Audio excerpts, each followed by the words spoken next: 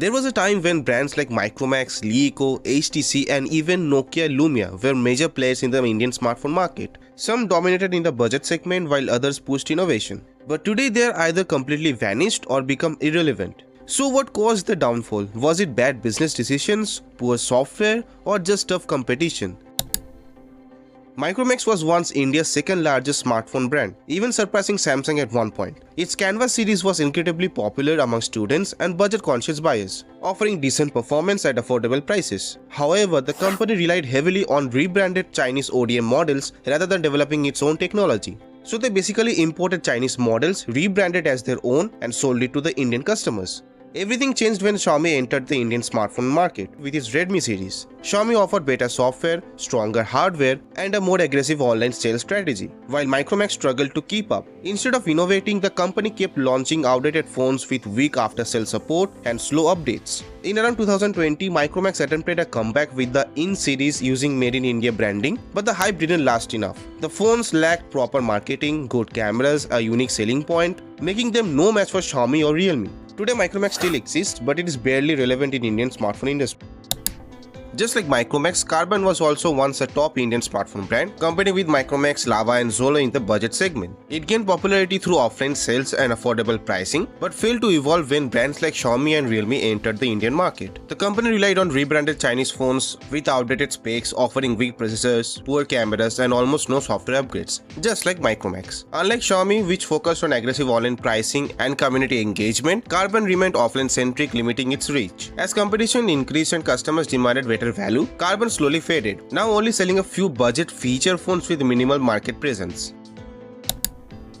Lenovo, or basically LTV, entered India in around 2015 or 16, shaking up the market with the Le 1S and the Le Max phones. The first smartphone that I actually bought with my own collected money was the Le 1S Eco. These phones offered metal designs, USB-C ports at that time with fast charging, and premium features at budget prices, something unheard of at the time. The company also promoted its Le ecosystem, integrating smartphones with its video streaming services. However, rapid expansion without financial stability led to Le Eco's downfall. The company spent billions globally on smartphones, smart TVs, electric cars, and content streaming, but failed to generate enough revenue. By 2017, it ran into financial trouble, suppliers stopped getting paid, and operations came to a halt. Le Eco completely withdrew from India, leaving users with no updates, no service centers, and no future support. HTC was once one of the most respected Android brands, known for its boom sound stereo speakers, premium metal builds, and innovative designs. The HTC One series was particularly famous, and the brand introduced dual cameras before it became mainstream. However, HTC's downfall was a result of overpricing, weak battery life, and outdated designs compared to its competitors like Samsung and OnePlus. Customers also faced delayed software updates and a buggy UI experience. Despite its strong legacy, HTC couldn't maintain its position. In 2018, Google acquired a major part of its smartphone division, and the brand has remained largely inactive ever since. LG was one of the most innovative smartphone brands, introducing features like ultra-wide-angle cameras, modular designs, and even dual-screen setups. The LG G series and the LG V series were loved by tech enthusiasts for the great audio quality and high-end displays. I am currently using an almost 7-year-old LG G7. So yeah, I am one of those last customers of LG. However, LG struggled with poor software optimization, weak battery life, and slow updates. Its modular LG G5 and experimental LG Wing were too niche to attract mainstream buyers. Despite its creativity, LG couldn't compete with brands like Samsung, Apple, or OnePlus, and by 2021, it officially shut down its smartphone division. Sony was once a respected premium brand, with its Xperia series known for excellent cameras, waterproof designs, and great displays. However, despite its quality, Sony struggled to survive in India due to several key issues. Its Xperia smartphones were overpriced compared to OnePlus or Samsung, while offering outdated designs with thick bezels and slow innovation. The company also lacked strong marketing and after-sale services, making it hard to compete in a price-sensitive market like India. By 2019, Sony officially exited the Indian smartphone market, though it still sells Xperia series of phones in selected regions. Today, Sony focuses more on making camera sensors for other smartphone brands rather than competing directly in the smartphone industry. The Nokia Lumia series was supposed to be the next big thing. It ran on Windows Phone OS and had smooth performance, beautiful designs, and great cameras, making it a potential competitor to Android and iOS. But Nokia Lumia's biggest problem was its lack of apps. No Instagram, no Snapchat, nothing. The Windows Store was extremely limited. While the OS itself was smooth, Microsoft didn't support it long term, leaving users frustrated. By the time Microsoft finally gave up on Windows phones in 2017, it was too late to switch to Android. The Lumia series died and Nokia had to start from scratch under the HMD Global with Android phones. While they initially gained attention for clean, stock Android and solid build quality, several mistakes led to their downfall. Nokia phones were overpriced, had weak specs and lacked innovation. While brands like Xiaomi and Realme pushed high refresh rate displays and fast charging, Nokia stuck with outdated designs and underpowered chipsets. Weak marketing also hurt their chances. Eventually, HMD Global shifted focus to budget and feature phones, and Nokia sadly lost relevance in the smartphone market. Today, it's a shadow of its former self, proving that nostalgia alone isn't enough to survive.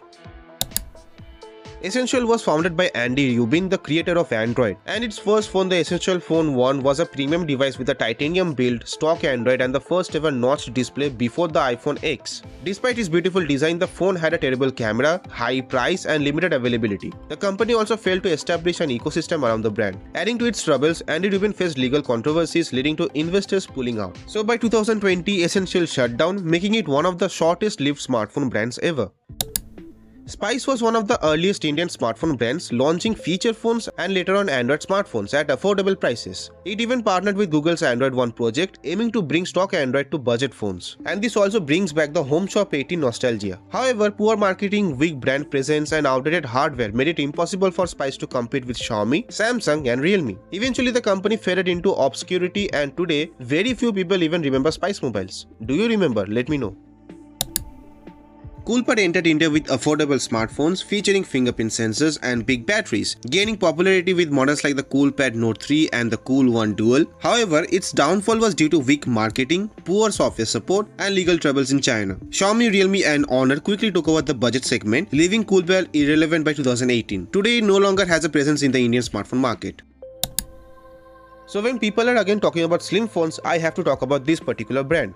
Gionee. Gionee was one of the earliest Chinese smartphone brands to enter India, launching budget-friendly devices with large batteries, metal bodies with slim design and AMOLED displays. Models like the Gionee eLife S 5.5 and Marathon series gained a lot of popularity. However, Xiaomi disrupted the budget market with better value for money offerings. Gionee's phones had weaker processors and outdated software, making them less appealing. The final nail in the coffin came when the company's CEO reportedly lost over 7,000 crores in gambling. Wow, causing financial collapse. And by 2018, Gionee filed for bankruptcy and the brand disappeared from India since then. U was a sub-brand of Micromax created specifically to compete against the Xiaomi's Redmi series. It partnered with Cyanogen OS, remember that? Offering a near-stock Android experience with custom ROM flexibility. The U Eureka series gained a cult following among enthusiasts. However, Micromax couldn't maintain U's momentum. Cyanogen Inc. shut down, leaving U with no software support. Additionally, the phone suffered from hardware issues, poor customer service and weak after-sale support, just like its parent company Micromax. And as a result, U slowly disappeared and Micromax abandoned the brand. Huawei was once a major flagship brand and Honor aggressively competed in the budget segment. However, the US ban in 2019 blocked Huawei and Honor from using Google services, making their phones impractical for Indian users. Huawei disappeared completely while Honor was later sold off. Honor sort of tried to re-enter India in 2023, but it hasn't made a big impact. With limited models, high pricing and low brand recognition, it still struggles against Xiaomi and Realme or any other Chinese brands. While Honor has expansion plans, it's not a major player in India anymore.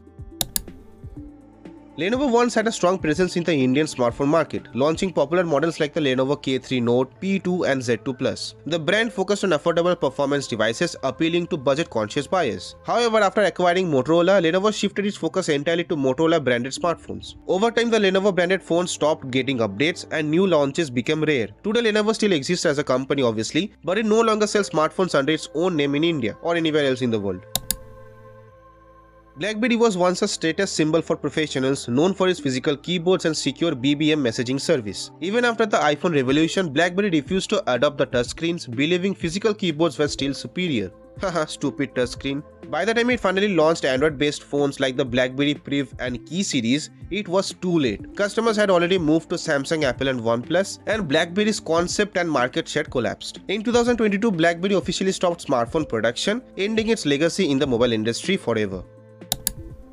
Meizu entered India with a lot of hype, positioning itself as a premium alternative to Xiaomi. The Meizu M2 and the Pro 7 series were well received, featuring good cameras, AMOLED screens, and Flyme OS customization. However, Meizu struggled due to poor marketing, a weak service network, and slow software updates. Customers started preferring Xiaomi and Realme, which had stronger distribution and better software support. Eventually, Meizu stopped launching new phones in India and faded from the market. And also talking about some other brands like Panasonic, Videocon, Lava and Zolo, they had a decent presence in the Indian market, focusing on affordable smartphones. However, their devices relied on outdated technology, weak processors and subpar cameras, making them uncompetitive against Xiaomi, Samsung and Realme and other brands.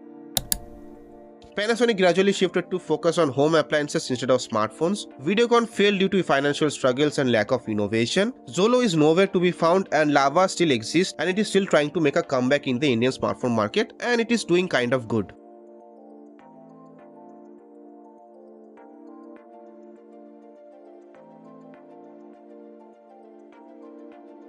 The smartphone industry is brutal. Even the biggest brands can disappear if they fail to innovate, adapt and provide value to users. Some of these brands died due to bad business decisions, while others simply couldn't compete with better alternatives. So have you guys ever used a phone from these particular brands? Let me know in the comments. And till the next one, this was Letv. See you guys.